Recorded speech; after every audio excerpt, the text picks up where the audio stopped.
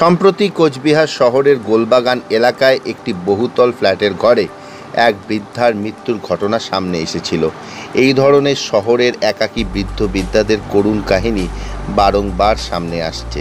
যত দিন যাচ্ছে তত এই রকমের একাকী বৃদ্ধ বৃদ্ধাদের সংখ্যা বাড়ছে বিভিন্ন বাড়িতে।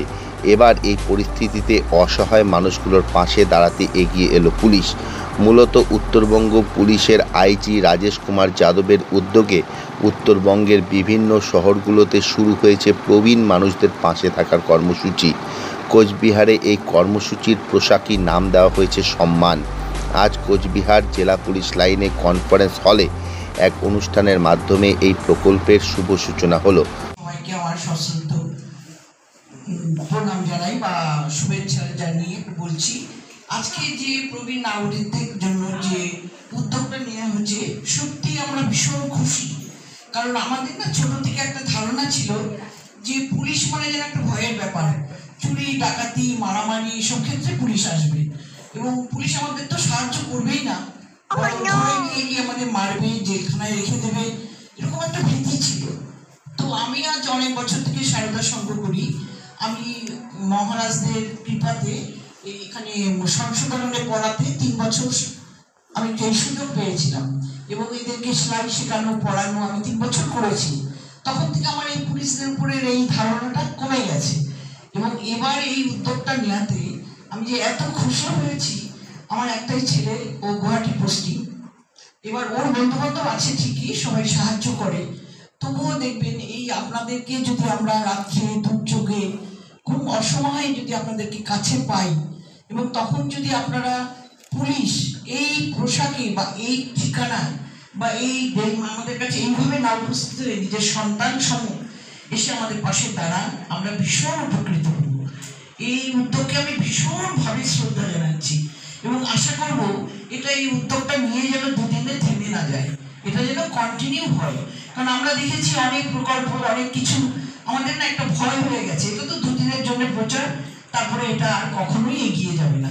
কিন্তু আপনাদের কাছে সত্যি আমাদের একটা রিকোয়েস্ট, আমরা যদি এই সাহায্য পাই এবং যেন ফিউচারেও আমাদের এটা চালু থাকে সবার জন্য। দেখুন, এই ধরনের অনুষ্ঠানের সঙ্গে আমার পরিচয় ঠিক লাস্ট ইয়ারের দুর্গাপূজার সময় এখান থেকেই একটা খুব ভালো উদ্যোগ নেওয়া হয়েছিল এবং সেটা মূলত ছিল পূজা পরিক্রমার মধ্য দিয়ে, এবং সেই অনুষ্ঠানটাতে আমরা খুব যথেষ্ট চেঞ্জ করেছি এবং ভালো লেগেছে।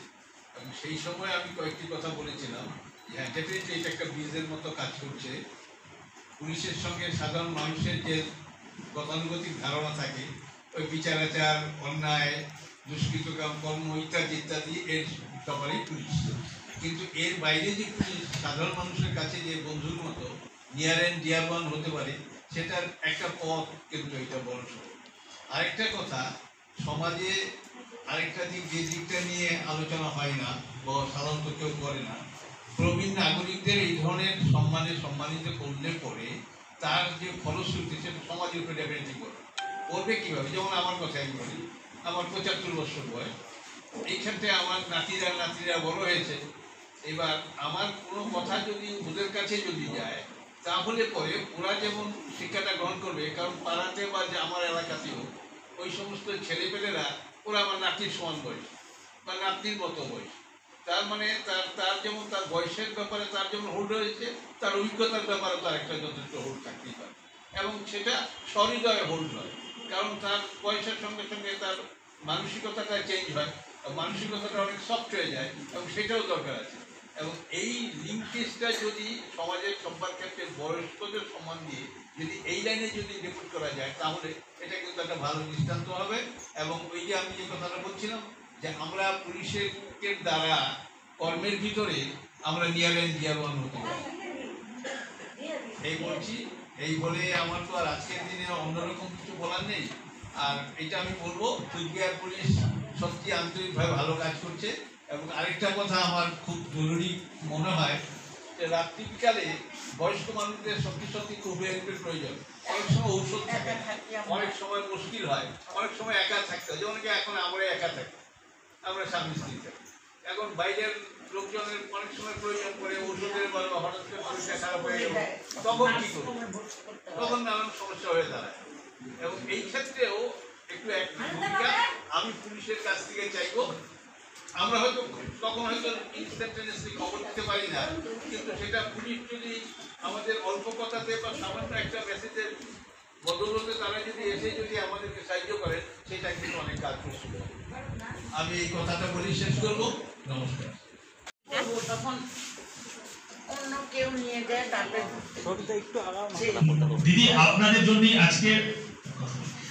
আপনাদের জন্য আমাদের এই অনুষ্ঠান, আপনারা আজকে পুরোটা শুনে নিন। আমরা আপনাদের পাশে আছি, সেই কারণে অনুষ্ঠান করছি। আমরা হেল্প করবো, পরে তো ডাকার কেউ নাই, তখন আমি এখন কি করি, তখন সেটা বলবেন সেই জন্য পুলিশের সাহায্য হলে সেটা খুব ভালো হবে, এটাই আমি কামনা করি। আপনাকে ধন্যবাদ। আজকে আমাদের সম্মান প্রকল্প আমরা আজকে উদ্বোধন করলাম।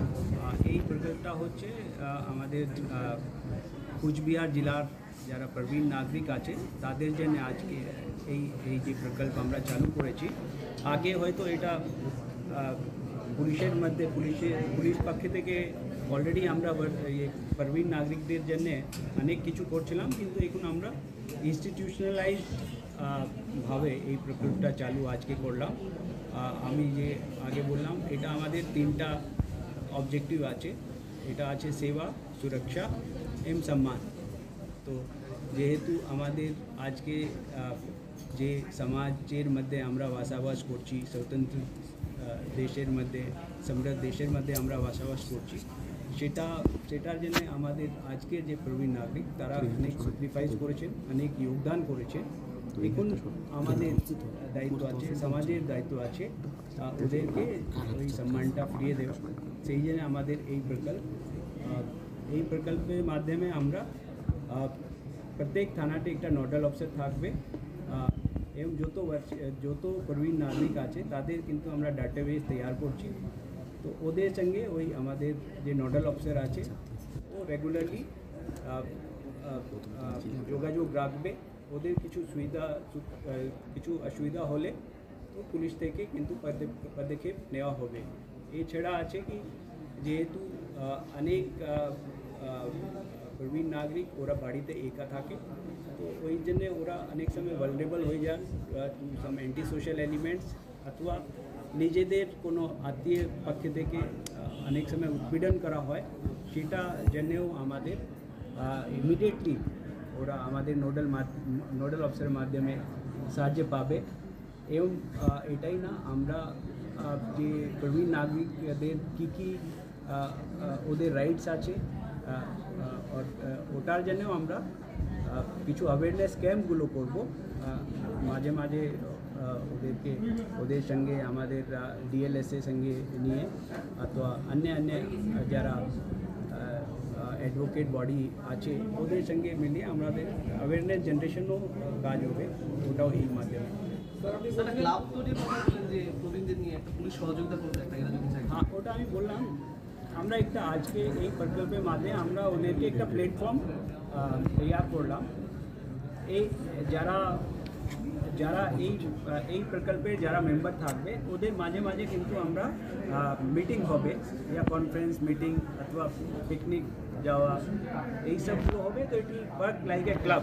এছাড়া যে ওর মধ্যে অনেক আছে, ওরা হয়তো ভালো গান করে অথবা অনেক কিছু কালচারাল অ্যাক্টিভিটির মধ্যে যুক্ত আছে, তো ওটাও আমরা ওদেরকে এনকারেজ করবো, because it will give them happiness.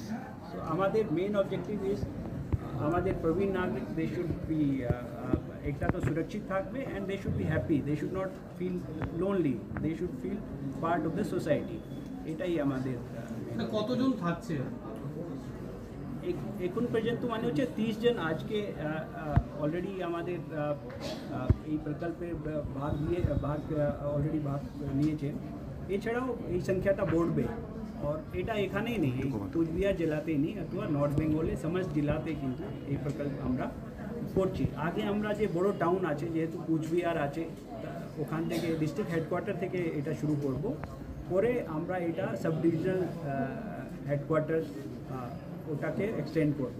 আমাদের ফাইনাল যে অবজেক্টিভ আছে কি সমস্ত পুরো জেলার যে প্রবীণ নাগরিকদেরকে যদি আমরা কভারেজ করতে পারি তো that will be hour final objective. Sir north বেঙ্গলের ডাটাবেস তৈরির কথা বলছিলেন যে প্রবীণদের সিনিয়র সিটিজেনদের সবার ডাটাবেস তৈরি করা হবে, তো এই কাজটা কি স্যার মানে কোচবিহার থেকে শুরু না অন্য জেলাতেও অলরেডি আমাদের এই কাজ আগে জলপাইগুড়ি অলরেডি অনেক এগিয়েছে, জলপাইগুড়ি অনেক আগে শুরু করেছিল, তারপরে দার্জিলিংতে এটা ডেটাবেস আছে, মালদাতে এই ব্যাপারে কিছুটা কাজ হয়ে গেছে ও বাকি জেলাতেও এটার কাজ চলছে। কবে নাগাদ মানে টার্গেট কিছু রাখা হচ্ছে সময়সীমা যে এতদিনের মধ্যে আমরা ডাটাবেসটা গ্রহণ করবো? আমরা খুব তাড়াতাড়ি এটা করে নিতে চাইছি, হয়তো বাই বিফোর নেক্সট দুর্গা পূজা আমাদের এটা পুরোটা সবই জায়গায় কিন্তু আমরা ফুল ফ্লেজ হিসাবে চালু করতে পারবো। এছাড়া আমরা we are thinking of making A portal, ওই পোর্টাল মাধ্যমে তারপরে আমরা এই পুরো ডেটাবেসকে আমাদের পোর্টাল মাধ্যমে এক জায়গায় নিয়ে আসবো।